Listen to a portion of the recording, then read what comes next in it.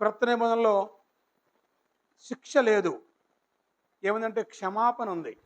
ఎలా కలిగింది ఇది? యేసుక్రీస్తు వారిని బట్టి. అప్పుడు ధర్మశాస్త్రం ఒక విషయం, ఒక పని చేయలేకపోయిందండి. ఏం చేయలేకపోయింది ధర్మశాస్త్రం? ఒక వ్యక్తిని సంపూర్ణంగా క్షమించలేకపోయింది. అందుకు ధర్మశాస్త్రం చేయలేని పనిని ఎవరు చేశారు? దేవుడు. దేవుడు అంటే ఇక్కడ యేసు ప్రభు గురించి మనం ఆలోచించాలండి. చాలామంది ఏమంటారంటే యేసు దేవుడు ఎక్కడుంది బైబిల్ అంటారు కదండి. ఎక్కడుందో చూడండి వచనంలో. చాలా చోట్ల ఉందండి. కానీ చాలామంది అంటారండి యేసు దేవుడు బైబిల్లో ఉందా అని చెప్పుకోవాలా అంటారండి. ఆ పరిశుద్ధాత్మ దేవుడు రాయించాడండి. అలాగే 28 అపోస్తలులు ఏముందండి? దేవుడు తన స్వరక్తం ఇచ్చిన మాట ఉందండి. స్వరక్తం ఇచ్చింది ఎవరు? యెహోవా కాదు, యేసు ప్రభు. కాబట్టి యేసు ప్రభు దేవుడా కాదా? తీతు 2:13 ఉందండి, మహాదేవుడు అన్న మాట ఉందండి. రోమా 5:9 సర్వాధికారం దేవుడు ఉందండి. ఎవరండి యేసు ప్రభు దేవుడుగా అని చెప్పి అని అంటుందండి? ఎక్కడ చెప్పినా చాలా ఆ వచనాలు అనేవే. సర్వాధికారం దేవుడు, మహాదేవుడు. కాబట్టి దేవుడు అంటే ఇక్కడ మనం యేసు ప్రభు గురించి ఆలోచించాలి. ధర్మశాస్త్రం దేన్ని చేయజాలకపోయిందో దాన్ని దేవుడు చేశాడు. అంటే యేసు ప్రభు చేశారు. ఏమిటది? ఎఫెసీ 2:1 ఒకసారి చూద్దాం. మనకు తెలిసిన వచనమే. మీరు పాపముల చేతను అపరాధుల చేతను సచ్చిన వారై ఉండగా ఆయన మిమ్మల్ని క్రీస్తుతో కూడా బ్రతికించెను. అదండి యేసు క్రీస్తు వారు చేసింది ఏమిటంటే ధర్మశాస్త్రము చేయలేని పనిని ఏంటంటే యేసు ప్రభు చేశారు. ఏమిటది? మరణం నుంచి విడిపించడం. ఏ మరణం అంటే భౌతిక మరణం కాదు, కానీ ఆత్మ సంబంధంగా మరణం.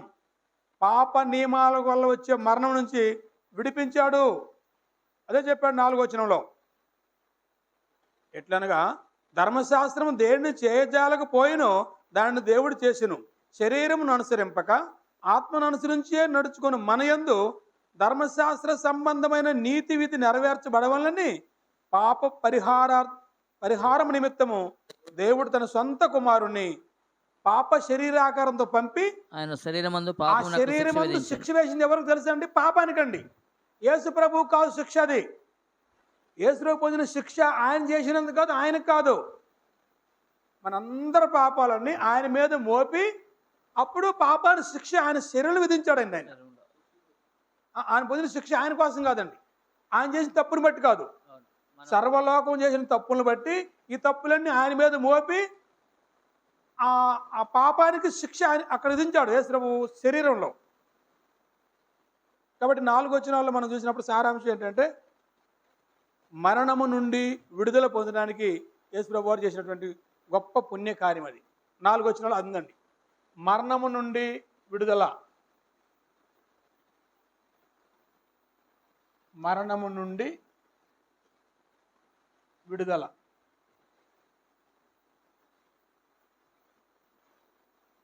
మొదటి 4 వచనాల్లో మనం ఆ విషయం చూసామండి. ఆత్మ సంబంధం మరణం నుంచి విడుదల పొందాం మనం. 5 నుంచి 11 వరకు చూద్దాం సార్. మళ్ళీ ఒకసారి 5 నుంచి 11 చదవమంటారు సార్? చదవండి సార్. శరీరానుసారులు శరీర విషయముల మీద మనసుంతురు, ఆత్మానుసారులు ఆత్మ విషయముల మీద మనసునుంతురు. శరీరానుసారమైన మనస్సు మరణము, ఆత్మానుసారమైన మనస్సు జీవమును సమాధానమునై ఉన్నది. ఏలయనగా శరీరానుసారమైన మనస్సు దేవునికి విరోధమై ఉన్నది, అది దేవుని ధర్మశాస్త్రమునకు లోబడదు, ఏమాత్రము లోబడనేరదు. కాగా శరీర స్వభావము గలవారు దేవుని సంతోషపరచనేరరు. దేవుని ఆత్మ మీలో నివసించుతున్న ఎడల మీరు ఆత్మ స్వభావము గలవారే కానీ శరీర స్వభావము గలవారు కారు. ఎవడైనను క్రీస్తు ఆత్మ లేనివాడైతే వాడు ఆయన వాడు కాడు. క్రీస్తు మీలో నున్న ఎడల మీ శరీరము పాప విషయమై మృతమైనది కానీ మీ ఆత్మ నీతి విషయమై జీవము కలిగి ఉన్నది. మృతుల నుండి యేసును లేపిన వాని ఆత్మ మీలో నివసించిన ఎడల మృతుల నుండి క్రీస్తు యేసును లేపినవాడు చావునకు లోనైన మీ శరీరములను కూడా మీలో నివసించిన తన ఆత్మ ద్వారా జీవింపజేయును. చాలండి. ఎప్పుడైనా ఈ పారాగ్రాఫ్ని మీరు బోధించారండి ఎక్కడన్నా కానీ, ఈ సంఘాల్లో కానీ ఈ పారాగ్రాఫ్ బోధించారా? సైమన్ గారు ఒక అద్భుతమైన పారండి. ఈరోజు ఒక మంచి పాఠం దీనిలో ఒకవేళ మీరు బోధిస్తే ఒకసారి మీకు ఆలోచించండి. ఒక మంచి హెడ్డింగ్ దీనికి ఆలోచించండి. యెషయా గారు ఈ పేరాకు హెడ్డింగ్ పెట్టండి. అంతేనండి, మంచి పేర అండి ఇది. ఒక ఆత్మీయ పాఠం ఉంది దొరుకుతుందండి మనకు. 5 నుండి 11 వరకు ఏముంది ఆ పారాగ్రాఫ్లు అంటే శరీరానుసారులు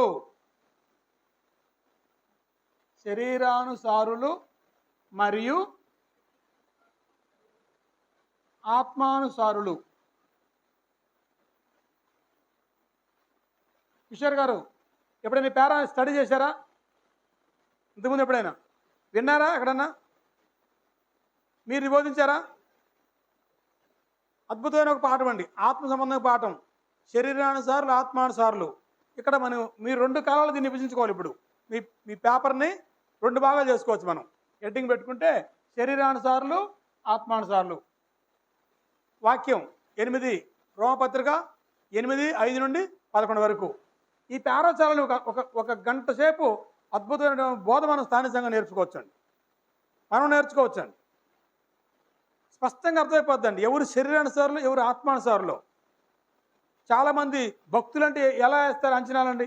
ప్రతి ఆదివారం ప్రార్థనకు వెళ్ళే వాళ్ళని, లేదంటే వైట్ వేసుకునే వాళ్ళని, చక్కగా ఏదో బాగా పాటలు పాడేవాళ్ళని, ఇలా ఏదో కొన్ని భౌతికమైనటువంటి గుర్తులు పెట్టుకుంటున్నారండి.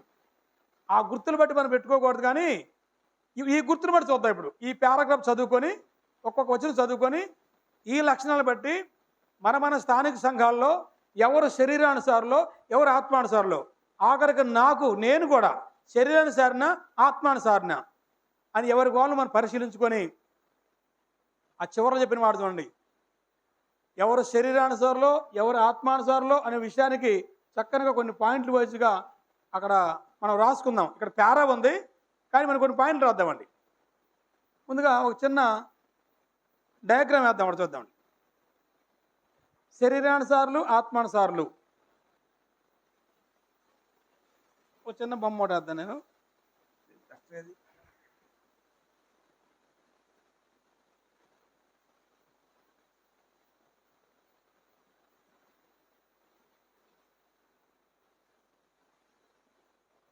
దేవుడు మానవుని 2 భాగాలు గలవానిగా సృజించును. మనకు తెలుసు కదండి, అంతేనండి. దేవుడు మానవుని 2 భాగాలు గలవానిగా సృజించును.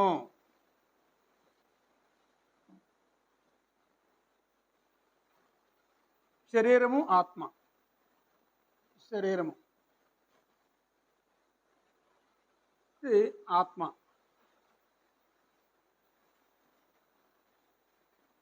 దేవుడు మానవుణ్ణి 2 భాగాలుగా నిర్మించాడు. ఆదికాండము 2:7 వాటిని మనం చూద్దాం. ఇప్పుడు చదవక్కర్లేదు. అలాగే ప్రసంగి 12:7 ఉంది. అయితే శరీరం అంటే మనకు తెలుసు కదండి, తల, కాళ్ళు, చేతులు, మొండెము, శరీరం. దాని గురించి మనం ఇవ్వట్లేదు. ఆత్మ అంటే ఆత్మలో ఉన్నటువంటి భాగాలు ఏమిటంటే హృదయము,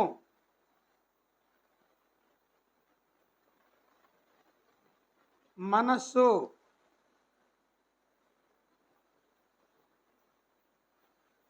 మనస్సాక్షి. ఆత్మలో భాగాలు ఇవి, హృదయము, మనస్సు, మనస్సాక్షి. అయితే ఈ మనస్సులో, హృదయంలో ఏముంటాయి? భావోద్వేగాలు ఉంటాయి. ప్రేమ, పగ, కోపము, లేక ఇంకేదైనా అవి ఉంటాయి. మనసులో ఏముంటాయి? కోరికలకు నిలయం. మనస్సాక్షి చేసే పని ఏంటంటే తప్పు ఒప్పులను వివేచించడం, ఏది తప్పు ఏది ఒప్పు చెప్పటం. అయితే ఈ మనసులో ఏమంటుందంటే ఆత్మానుసారమైన మనస్సు, శరీరానుసారమైన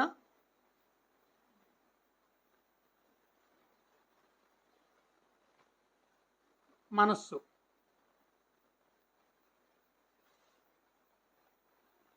ఆత్మలోనే హృదయము, మనస్సు, మనస్సాక్షి ఉంది. మరలా ఈ మనస్సులో 2 భాగాలు ఉంటాయి అన్నమాట. ఎలాగంటే ఆత్మానుసారమైన మనస్సు ఉంది, శరీరానుసారమైన మనస్సు ఉంది. ఆత్మానుసారమైన మనస్సు కలిగి ఆత్మ అనుసరించి నడుచుకునే వాళ్ళేమో ఆత్మానుసారులు.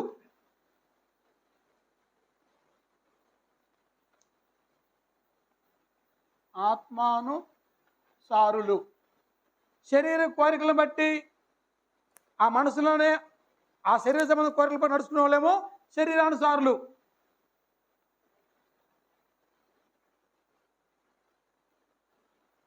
ఇప్పుడు వాళ్ళ గురించి చూడబోతున్నామండి. ఎవరు ఆత్మానుసారులు, ఎవరు శరీరానుసారులు? ఇదని మన ప్రశ్న. ఈ పేరాలో ఉంది ఏంటంటే శరీరానుసారులు మరియు ఆత్మానుసారులు. శరీరానుసారులు అంటే ఈ శరీర ప్రకారం నడుచుకునే వాళ్ళు అని అర్థం కాదు. ఈ శరీర ప్రకారం ఎవరు నడుచుకోరు. శరీరానికి ఏం కోరికలు ఉండవు, శరీరానికి ఇష్టాలు ఉండవు. ఒకవేళ కోరిక అంటూ ఉంటే శరీరానికా ఆత్మకు ఉంటుందా? ఆత్మకండి. శరీరానుసారులు అంటే ఈ శరీర కోరికల ప్రకారం ఉండేవాళ్ళు అని అర్థం కాదు. మనసులోనే రెండు రకాల మైండ్ సెట్ ఉంటుంది అనమాట అండి. ఈ మనసులో ఆత్మను అనుసరించి నడిచేటువంటి మనసు ఉంటుంది, శరీర సంబంధమైన మనసు ఉంటుందండి. ఆ ఆలోచనలు బట్టి, ఆ కోరికలు బట్టి ఆ ఆత్మను అనుసరించి నడుచుకున్నట్టుగా ఉన్న వాళ్ళేమో ఆత్మానుసారులు. ఆ శరీర సంబంధమైన మనసు ప్రకారం కోరికల ప్రకారం పోయేమో శరీరానుసారులు. వాళ్ళ లక్షణాలు ఇక్కడ ఇచ్చాడు పేరాల్లో, మనం చూద్దాం వాళ్ళు ఎలా ఉంటారో. వాళ్ళ లక్షణాలు, వాళ్ళు ఏం చేస్తారు, వీళ్ళు ఏం చేస్తారు, వాళ్ళిద్దరి గురించి ఇక్కడ రాసుకోండి. మనం మీరే రెండు భాగాలు చేసుకోండి, శరీరానుసారులు, ఆత్మానుసారులు.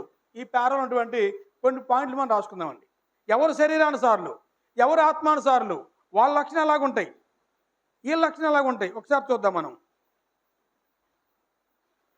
చూడండి ఒకసారి. ఆత్మానుసారులు, శరీరానుసారులు. శరీరానుసారులు అంటే ఎవరంటే శరీర విషయముల మీద మనసుంచే వాళ్ళు. అక్కడ మాటని రాస్తున్నాను చూడండి మీరు. శరీర విషయముల మీద, శరీరముల మీద మనసుంచురు. శరీర విషయములందు మనసుంచురు. శరీర విషయముల మీద మనసు ఉంచుదురు. ఎవరు? శరీరానుసారులు. శరీరానుసారులు. అప్పుడు వెంటనే ఆటోమేటిక్గా దీనికి ఆపోజిట్ చెప్పండి. ఆత్మానుసారులు అంటే ఎవరు? ఆత్మ సంబంధమైన విషయాలు మనసు పెట్టేవాళ్ళు. ఆత్మానుసారమైన మనస్సు, ఆత్మానుసారులు ఆత్మ విషయముల మీద మనసుంచురు. ఆత్మ సంబంధమైన విషయాలు, ఆత్మ సంబంధ విషయాల మీద మనసు పెడతారు. మనసు ఉంచుదు అన్నాం, మనసు ఉంచుదురు. శరీర సంబంధ విషయాలు మనసు ఉంచేవాళ్ళు శరీరానుసారులు, ఉంచుదురు.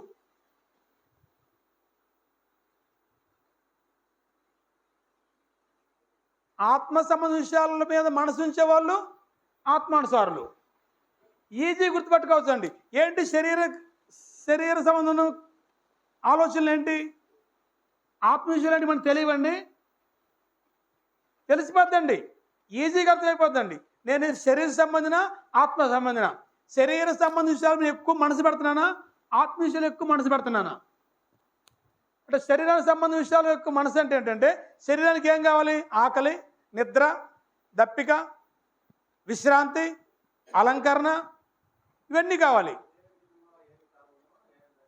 అంతే. ఆత్మకి ఏం కావాలి?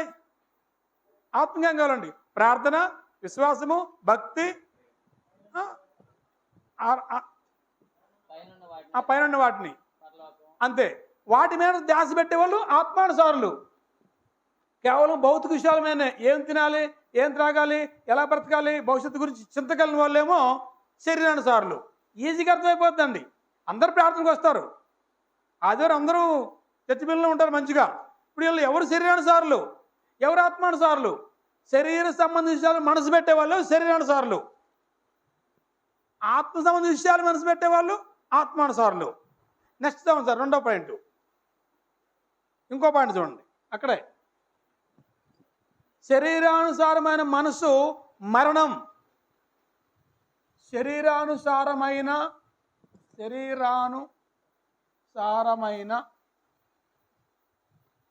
మనస్సు మరణం అన్నాడండి. దానికి ఆపోజిట్ ఆత్మానుసారమైన మనసు జీవం. ఆత్మానుసారమైన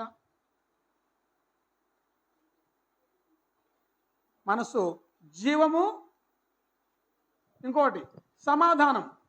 సమాధానము. శరీరానుసారం మనసు కలిగి ఉంటేనేమో ఖచ్చితంగా ఓ రోజు మరణమే ఉంది సిద్ధంగా, శరీరానుసారంగా ఉంటే. అది ఆత్మానుసారమైన మనసు కలిగి ఉంటే, అంటే ఈ శరీరానుసార ఆత్మానుసారం మనసు రెండు మనసులోనే కలిగి ఉంటాయండి, శరీరంలో కాదు. ఆత్మలో భాగం మనస్సు, మనసులో ఉండే భాగాలు ఇవి. మనసు దేనికి ప్రేరణ ఇస్తుంది? ఎక్కువ దేనికి పురికొల్పుతుంది మన మనసు, మన ఆలోచన? అదనమాట అండి. నరుల హృదయంలోని ఆలోచనల ఊహంత ఎల్లప్పుడూ కేవలము చెడ్డది. శరీరం బాగానే ఉంది, కానీ నేను ఆలోచనలు తీవ్రంగా ఉన్నాయి, చెడిపోతున్నాయేమో.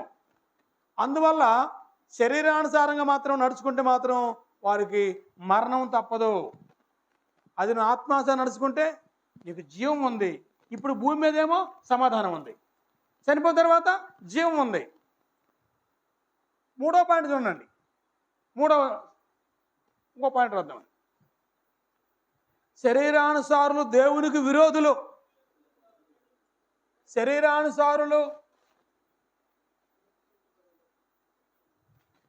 దేవునికి విరోధులు. దీనికి ఆపోజిట్. మరి ఇప్పుడు ఆత్మానుసారులు ఏమవుతారు? దేవుని కుమారులు అవుతారండి, అంతే కదా. ఆత్మానుసారులు దేవుని కుమారులు. ఈ లోక స్నేహము దేవునికి వైరం అని చెప్పబడిందండి. ఈజీగా అర్థపడచ్చు. ఎవరు శరీరానుసారులో ఎక్కువ సమయం ఎక్కువ టైం లోక సంబంధం గడుపుతుంది వాళ్ళు శరీరానుసారులు అండి. గుర్తుపట్టచ్చు ఈజీగా మనం. ఎక్కువ సమయం ప్రార్థన, విశ్వాసము, భక్తి, ఆత్మవిశ్వాసం ఉంటేనేమో వాళ్ళు ఆత్మానుసారులు. శరీరానుసారంగా ఉంటే నువ్వు దేవునికి విరోధిగా ఉంటావు, దేవునికి వ్యతిరేకంగా ఉంటావు. ఈ లోక సంబంధంగా ఎవరు సావాసం చేయగలుగుతారో వాళ్ళు దేవునికి శత్రువు అవుతారు భవిష్యత్తులో.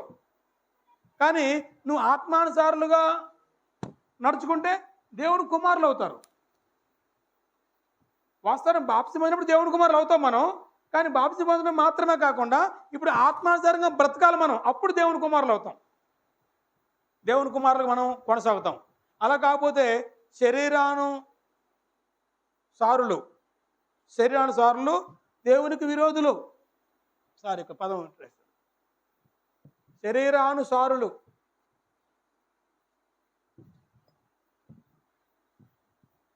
దేవునికి విరోధులు.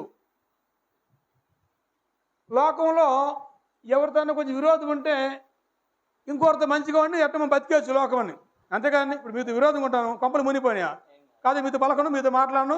నేను బాబురావు గారితో సావాసంగా ఉంటా, సమయం గారితో సావాసంగా ఉంటా, నాకు పెద్ద ఇబ్బంది లేదు. లోకంలో ఎవరితో విరోధం ఉంటే ఎదగలు గడిపేయచ్చండి.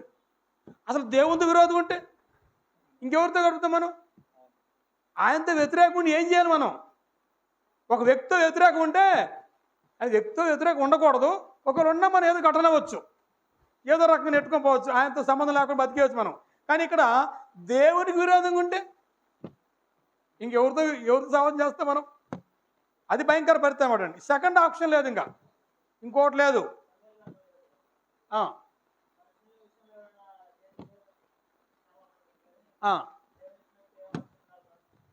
అంతే.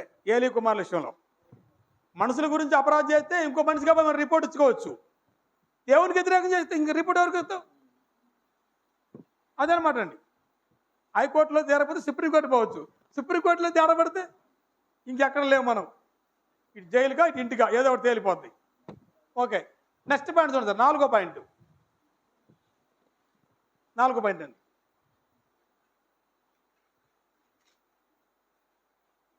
శరీరానుసారులు దేవుని వాక్యాన్ని లోబడరా? లోబడరు అని చెప్పాడండి. శరీరానుసారులు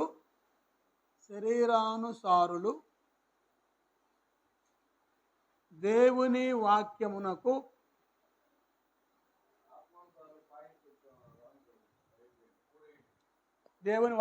ఏమండి?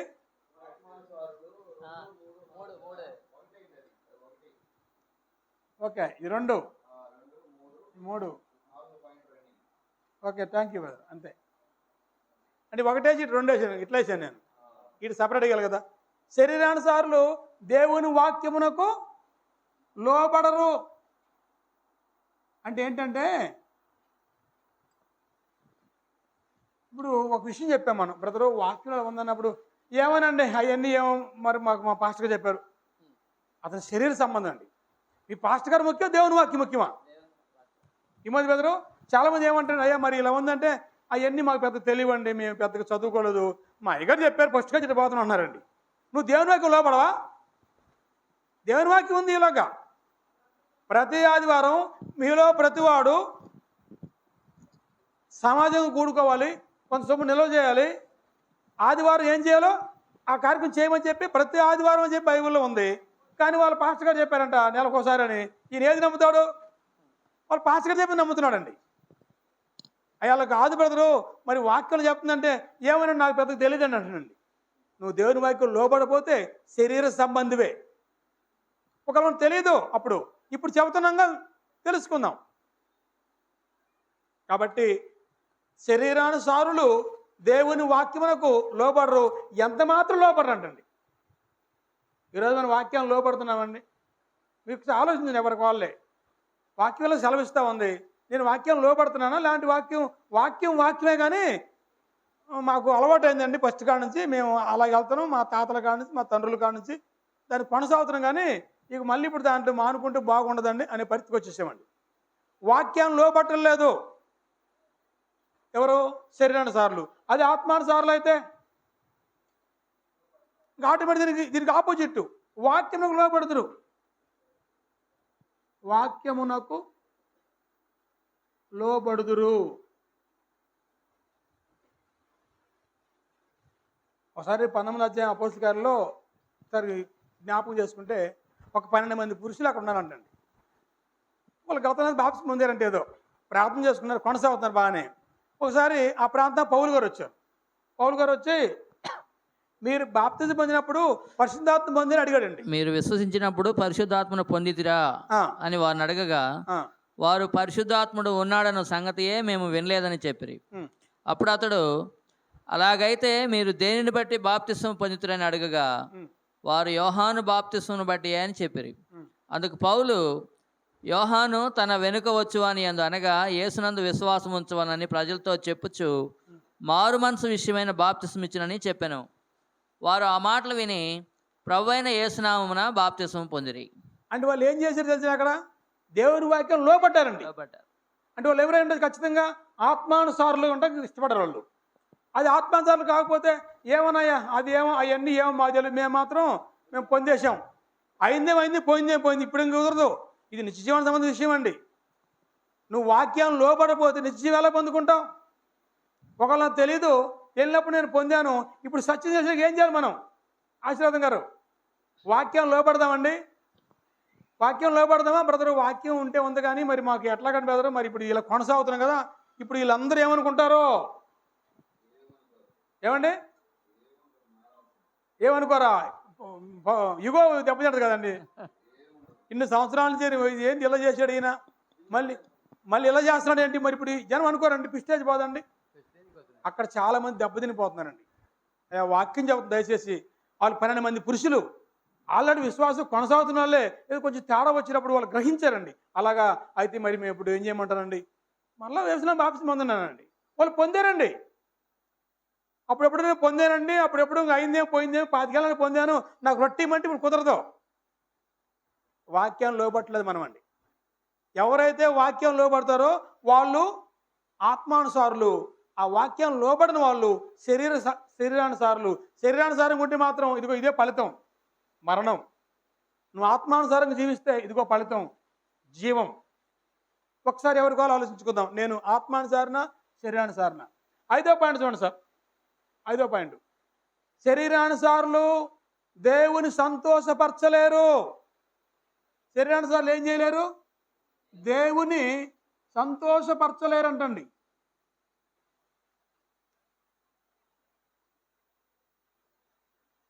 ఇప్పుడు దీనికి ఆపోజిట్ చూద్దాం. కోటసరా గారు దీనికి ఆపోజిట్ చెప్పండి. అంతేనండి, వెరీ గుడ్ సార్, అంతే. ఆత్మానుసారులు దేవుని సంతోషపరుస్తారు. ఇప్పుడు ఇంతకీ దేవుడు ఎప్పుడు సంతోషపడతాడు, ఎప్పుడు బాధపడతాడు? తన చిత్త ప్రకారం చేస్తేనే సంతోషపడతాడండి ఆయన. ఏమిటి ఆయన చిత్తము అని చెప్పాడు మత్తయి 7:21 ప్రభువా ప్రభు అని నన్ను పిలిచి ప్రతివాడు పరలోక రాజ్యంలో ప్రవేశింపడు కానీ నా తండ్రి చిత్తం చొప్పున చేయవాడే ప్రవేశించును. దేవునికి ఒక చిత్తం ఉంది. ఆ చిత్త ప్రకారం చేసే వాళ్ళంటే ఆయన ఇష్టపడతాడండి ఆయన. ఎప్పుడు ఇష్టం అంటే లోకస్తోత్రం మంచి మాట చెప్పడండి, మారు మనసు అక్కర్లేని 99 మంది నీతిమంతుల కంటే మారు మనసు మంది ఒక్క పాపి విషయంలో పరలోకంలో ఎక్కువ సంతోషం కలిగి అంటాడండి. చెప్పండి వచ్చిన యెషయా గారు 7:15 15:7 15:7 లోకస్వార్థం. ఎస్ కరెక్ట్ 15:7 అండి. మారు మనసు అక్కర లేకుండా ఊరికి వచ్చి అతను గుట్లు ఆయనకు పెద్ద సంతోషం ఉండదండి. మనకు సంతోషం జనం ఎక్కువ వస్తే 10 రూపాయలు వస్తాయి కాబట్టి, అంతేకండి. జనం ఎక్కువ వస్తే ఎవరు సంతోషం? మనకు సంతోషం. కానీ దేవునికి ఎక్కువ జనం వస్తే సంతోషం కాదు, కానీ ఎవరు మారు మనసు పొందితే అప్పుడు సంతోషం ఆయనకి.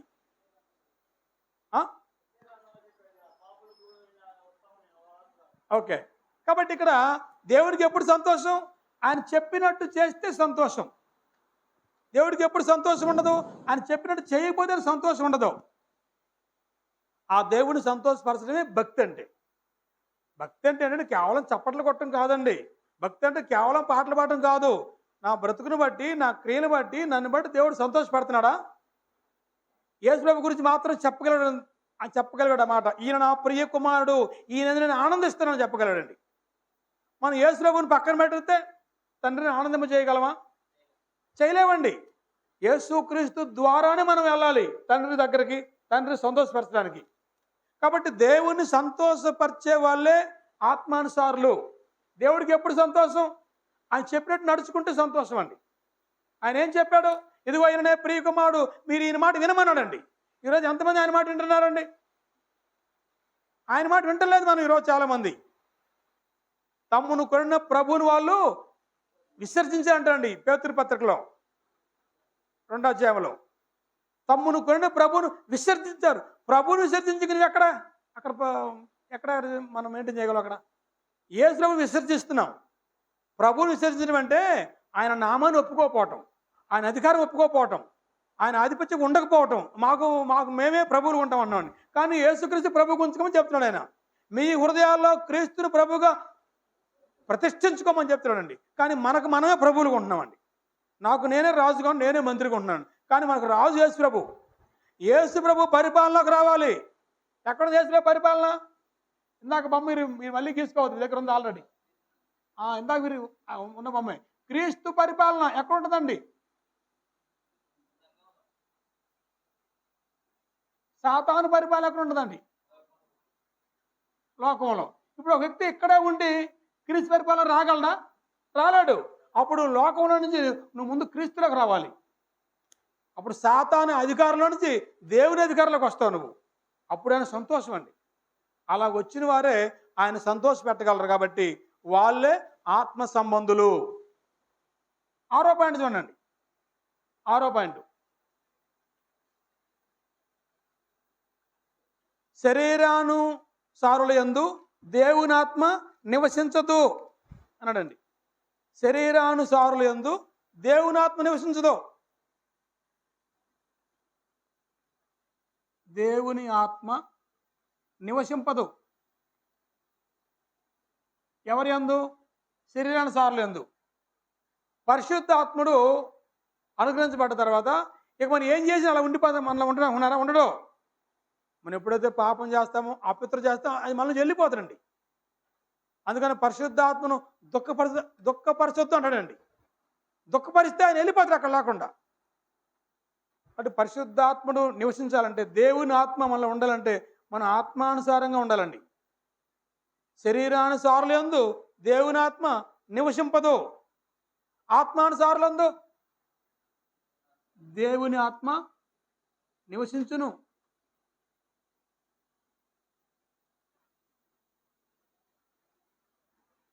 ఇప్పుడు దేవుని ఆత్మ లేకపోతే మనం తినట్లేదా? తినదనట్లేదా? ఏమండి? దేవుని ఆత్మ ఉండాలంటున్నారు. ఏమి లేకపోతే ఇప్పుడు మనకి పని అవ్వట్లేదా? మనం పని చేసుకోవట్లేదా? మనం తింటలేదా? మనం బ్రతకట్లేదా? నెక్స్ట్ కింద చెప్పండి, ఎవరైతే దేవుని ఆత్మ ఉంటారో అతను ఆయన వారు అవుతాడు, దేవుని కుమారుడు అవుతాడు. దేవుని ఆత్మ దేవుని కుమారుడు కాలేం మనం. అందుకు దేవుని ఆత్మ ఉండాలండి. దేవుని ఆత్మ ఎవరిలో నివసింపదో వారు దేవుని కుమారులు కాదు. దేవుని ఆత్మ ఎవరో నివసిస్తుందో వాళ్ళు దేవుని కుమారులు. దేవుని కుమారుడు ఉపయోగం ఏంటి? దేవుని రాజ్య వారసులు అవుతారండి. కుమారుడైతే వారసుడివే. దేవుని ఆస్తులు నీకు స్వాస్థ్యం, నీకు భాగం ఉంది. ఆ కుమారుడు కాకుండా మనకు లేదండి. మనం విన్నపాలు గైకుంటాడు, ఆయన మనకు సహాయం చేస్తాడు. పరిశుద్ధాత్మ చేసే కార్యాల గురించి ఎప్పుడు మీరు ఆలోచిస్తే ఒక వ్యక్తిలో ఈరోజు పరిశుద్ధాత్మ ఏం చేస్తాడండి? మనల్ని ఆదరిస్తాడు, మనల్ని నడిపిస్తాడు, మన బలపరుస్తాడు, మన పక్షాన విజ్ఞాపం చేస్తాడు. ప్రార్థన చేయడం మనం తెలియకపోతే పరిశుద్ధాత్మ మన మన పక్షాన ఉచ్చరించగానే మూలుగులతో దేవుని విన్నపించుకుంటాడంటండి. మన బలపరుస్తాడు, పాపం చేయకుండా నడిపిస్తాడు. అది పరిశుద్ధాత్మ చేసే కార్యాలు మనలో. కానీ లోకంలో చెప్పుకుంటున్నారు పరిశుద్ధాత్మ అంటే ఏం చేయాలి? ఎగరాలి. పరిశుద్ధాత్మ ఏం చేయాలి? గంతులు వేయాలి. పరిశుద్ధాత్మ అంటే చేతులు పైకెత్తాలి. పరిశుద్ధాత్మ అంటే చప్పట్లు కొట్టాలి. పరిశుద్ధాత్మ చేసే పనులు అవి కాదు. పరిశుద్ధాత్మ మనలో చేసే పనులు ఏంటంటే మన నీతిగా నడడానికి మన సహాయం చేస్తాడు, మన పక్షాన్ని విజ్ఞాపం చేస్తాడు దేవుని దగ్గర. కాబట్టి పరిశుద్ధాత్మ ఎవరిలో అయితే నివసిస్తుందో వాళ్ళు ఆత్మానుసారులు. ఆ పరిశుద్ధాత్మ నివసించకపోతే నువ్వు శరీరానుసారివి. ఎవరిలో దేవుని ఆత్మ లేదో వాడు ఆయన వాడు కాడు. ఇప్పుడు దేవుని ఆత్మ లేదు, నష్టం ఏంటి? దేవుని ఆత్మ లేనివాడు, దేవుని ఆత్మ లేనివాడు ఆయన వాడు కాడు. నువ్వెవరో నాకు తెలియదు అంటే ఆయన లేనివాడు ఆయన వాడు కాడు.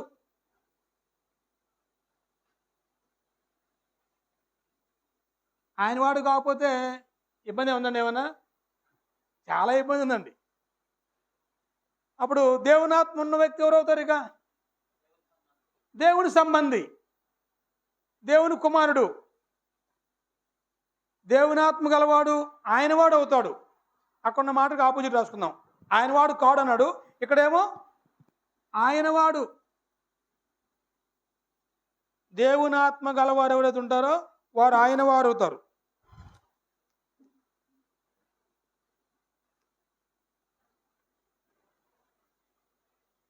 అంటే ఆయనకు సంబంధించిన వాడు, కుమారుడు లేక వారసుడు ఆయన వాడండి. మనం ఆయన వారమా? ఎవరు ఆయన వారు? ఆత్మానుసారులు. ఎవరు ఆయన వారు కారు? శరీరానుసారులు. వీళ్ళు ఎక్కడ ఉంటారండి, అందరూ ఒక చోట ఉంటారండి. ఇప్పుడు మనం గుర్తుపట్టొచ్చండి, వాళ్ళని తేడా గుర్తుపట్టొచ్చా?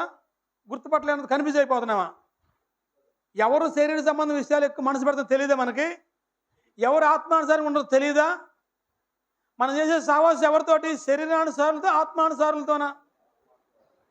మనం చేసే సావాసం అండి.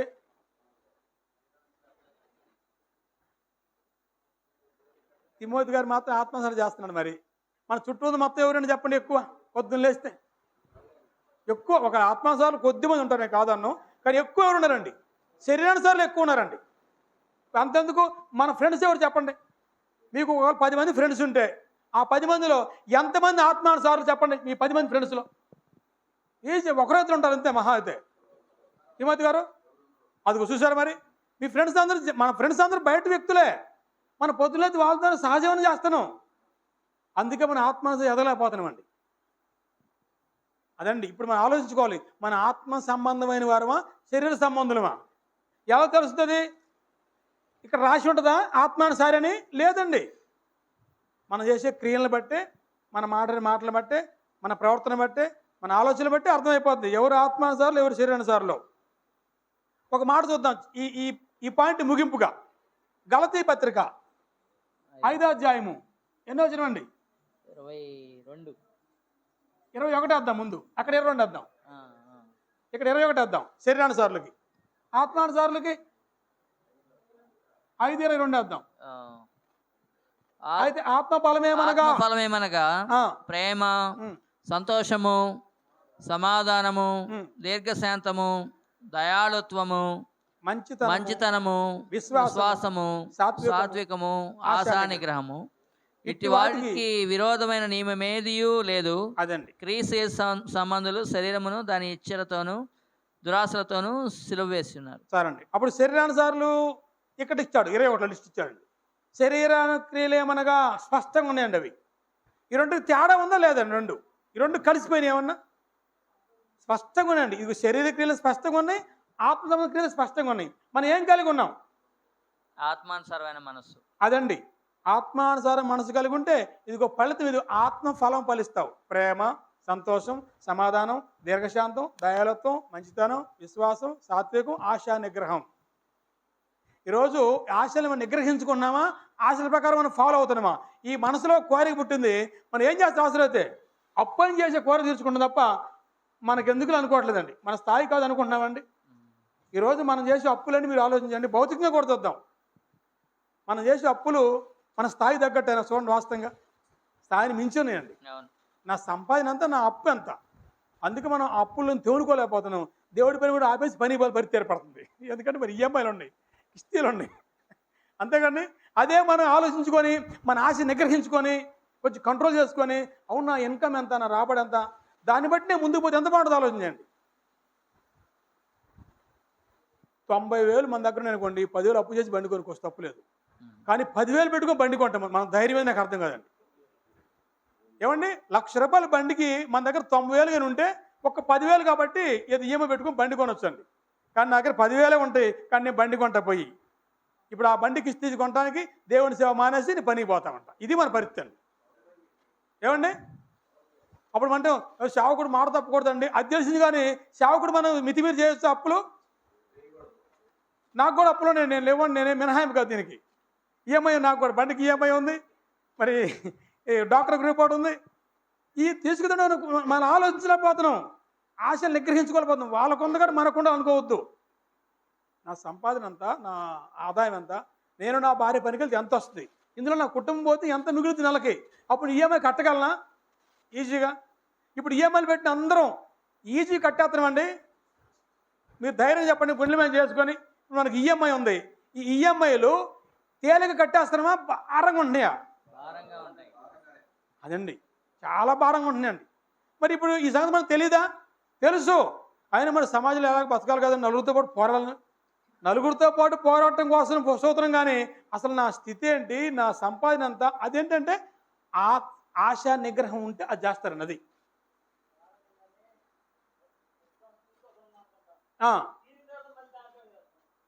అదండి. అంటే పరిస్థితి అనుకున్నాం బెదర్, పరిస్థితి ప్రభావం బ్రదరు. ఆ పరిస్థితి తట్టుకోవడం ఆశా నిగ్రహం అంటే. మన ఆత్మానుసారం శరీరానుసారం ఆలోచన చేయండి. శరీరానుసారం అండి, అంటే శరీరానుసారం అంటే లోక సంబంధం కాదు అర్థం. కనీసం మన ఆలోచనలు కంట్రోల్ చేసుకోలేకపోతున్నాం కదా. అలాగా స్పష్టంగా ఈ పేరాలు ఏం చెప్పాడంటే శరీరానుసారులు, ఆత్మానుసారులు ఎవరో తేల్చేశాడండి ఈ పేరాలో. మరి కొద్దిమంది ఏమో ఆత్మ అసలు ఎట్లా నివసించిందని అడుగుతా ఉంటారు. ఎట్లా నివసించిందని?